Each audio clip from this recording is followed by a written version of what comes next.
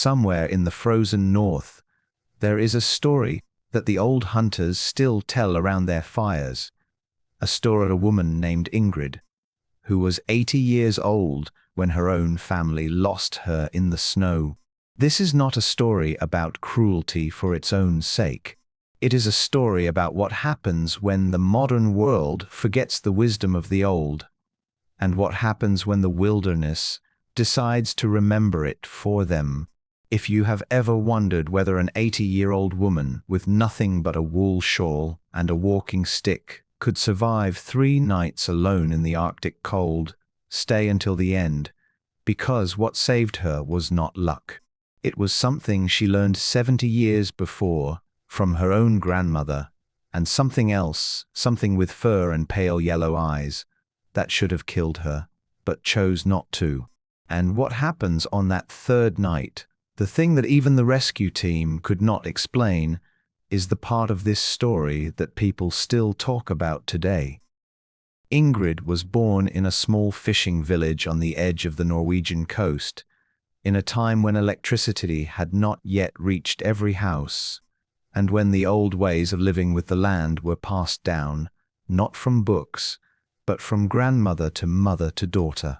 Her own grandmother, a woman named Solveig, had lived through 2 long winters where the fishing boats could not leave the harbor for weeks at a time, and food had to be found in other ways.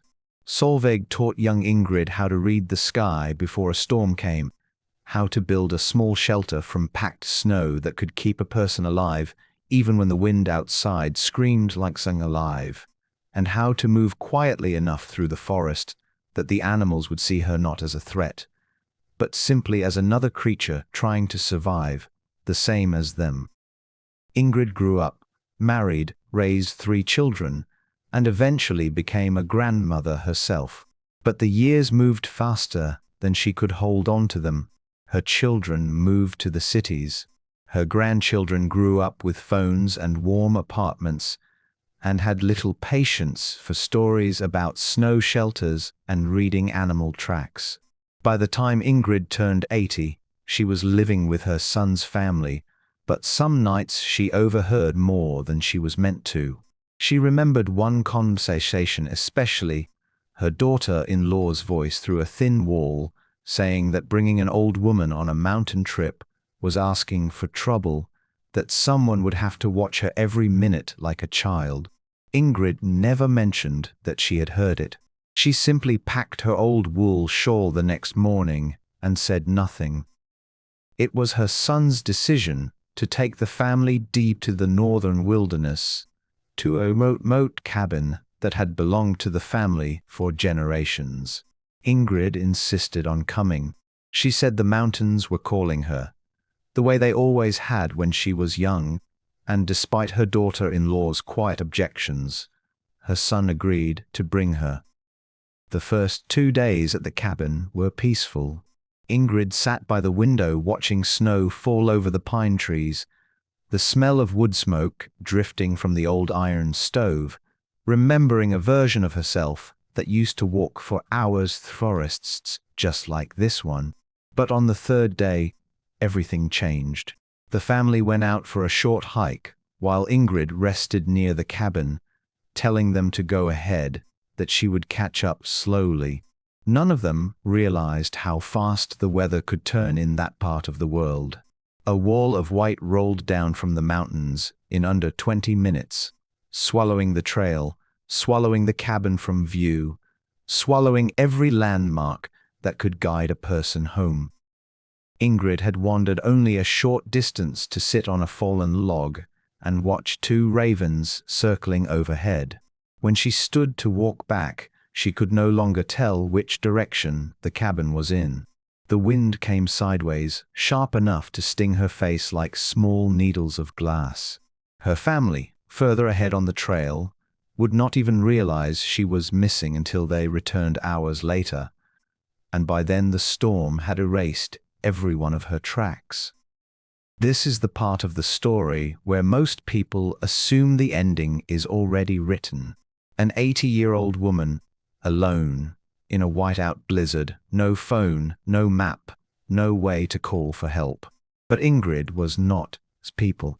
Underneath the years, underneath the tiredness, underneath the quiet ache of feeling like a burden in her own family's eyes, there was still the girl who had learned from Solveig, the girl who knew that panic kills a person long before the cold ever does. She stopped walking. This was the first and most important decision she made, and it likely saved her life. Instead of wandering blindly, hoping to stumble onto something familiar, she heard her grandmother's voice from 70 years earlier, telling her that the worst thing a lost person can do is keep moving without a plan, because every wrong step spends strength she would need later. She found a small hollow near a cluster of low trees, a spot that broke some of the wind. With bare hands and a broken branch, she began carving into the snow, packing the walls firm, leaving only a narrow gap for air. It is a technique sometimes called a snow trench, something Arctic peoples developed across countless generations before modern gear ever existed. Packed snow traps air, and that trapped air can keep the inside of a shelter dozens of degrees warmer than the wind screaming outside, sometimes enough to be the difference between freezing and living until morning. It took nearly an hour, moving slowly, careful never to sweat, because Solveig had taught her that damp clothing loses its ability to hold heat and speeds up the cold's grip on the body. She lined the floor with pine branches gathered from low-hanging trees and packed dry grass from beneath the snow into the lining of her coat, since dry fiber traps warmth far better than damp fabric. By nightfall she was inside, shivering, exhausted, alive. The storm outside sounded like the whole mountain groaning under its own weight. She had no food, only a small metal flask of water pressed against her body so it would not freeze solid. She closed her eyes and told herself the same words used to say on the hardest nights. The body can survive far more than the mind believes it can, if the mind stays calm enough to let it. It was deep into that first long night that she heard something outside, low, deliberate, moving through the snow. Most people, hearing an unknown animal circling a shelter in the middle of a blizzard, would feel their blood run cold with fear. Ingrid felt something different. She felt strangely less alone. When the storm eased slightly the next morning, she opened the small entrance and found tracks in the snow wide and deep, unmistakably a wolf's. A short distance away it sat watching her, breath rising in small clouds, eyes the color of pale amber ice. Wolves rarely attack humans without extreme provocation or desperation, and this one showed no sign of either. Ingrid did not run.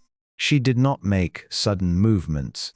She did not hold its gaze too long, since prolonged eye contact can read as a challenge to a wild animal. She simply went still, the way Solveig had taught her to move through the forest as a child, like another creature trying to survive the same as everything else. The wolf stayed near through that second day, never closing the distance, never leaving it either. When night fell again and the temperature dropped further, she noticed it had shifted closer to her shelter, close enough that a faint warmth reached her through the thin wall of packed snow between them. She would later say she did not sleep so much as drift, half aware always of the shape just beyond the wall, an animal that could have seen her as an easy meal, and instead seemed to simply exist beside her, as if some old understanding passed between two creatures both trying to last one more night in a world gone dangerously cold. By the third day, her body was failing her in small ways. Her lips cracked. Her hands would barely close around the flask. She had not eaten in over 60 hours, and it was on this day, right as her strength was thinning to almost nothing, that something happened which no one, not even the wildlife researchers who studied the case afterward, could fully explain.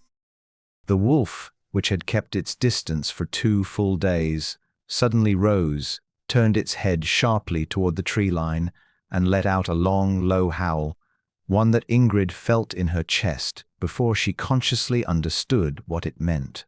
Moments later, she heard something else beneath the wind, faint at first, then unmistakable, the low mechanical thrum of a helicopter, and human voices calling her name. The search party, working with local guides who knew the terrain, had been out since the moment her family realized she was gone, most of them expecting, given how long the storm had lasted, to be searching for a body rather than a survivor. When they finally reached the small hollow tucked among the trees, they found Ingrid alive, cold, but conscious, murmuring something none of them understood at first. She was saying thank you quietly to the tree line, where the last shape of a wolf was already disappearing into the white. Her son could not stop apologizing. He kept asking how they had failed to notice sooner, his voice breaking in a way she had never heard from him before. Ingrid, wrapped in blankets, only smiled faintly and said the words that the rescue workers would repeat to others for years afterward. She said she had never truly felt alone out there, not because she was certain someone would come, but because the mountain itself seemed to remember her the same way it had remembered Solveig decades before. In the months that followed, Ingrid's story spread the small communities of northern Norway, then further, until it reached wildlife researchers fascinated by an account of a wolf remaining near a human survivor for multiple nights without aggression, and then, stranger still, appearing to signal her rescuers. Some suggested the wolf may have been young, recently separated from its pack, its behavior unusual but not unheard of, since wolves are intelligent, social animals capable of behavior that rarely matches the fearsome reputation folklore has given them. But for the people of that region, the explanation mattered less than the story itself. Ingrid lived for several more years after that storm. In that time, she made sure her knowledge, the same knowledge Solveig had given her 70 years earlier, would not disappear with her. She began teaching her grandchildren, the same ones who once found her stories old-fashioned, how to build a snow shelter, how to read a sky before it turned, how to move calmly through a forest, how to survive with nothing but knowledge and patience, the same tools generations before them had long before folk made such skills feel unnecessary. She often said the wilderness does not care how old you are, does not care whether the world has grown impatient with you. It only asks whether you remembered enough of the old ways to survive it. And on that mountain, across those 3 long nights, an 80-year-old woman answered yes. If this story stayed with you, if you found yourself holding your breath through those cold nights along Ingrid, remember that stories like hers exist quietly in every corner of the world, legacies of survival passed down through generations, waiting to be remembered before they vanish for good. Subscribe if you want more stories like this one, stories of ordinary people who carried extraordinary knowledge through the hardest moments of their lives. And tell us in the comments which part of Ingrid's story stayed with you the longest.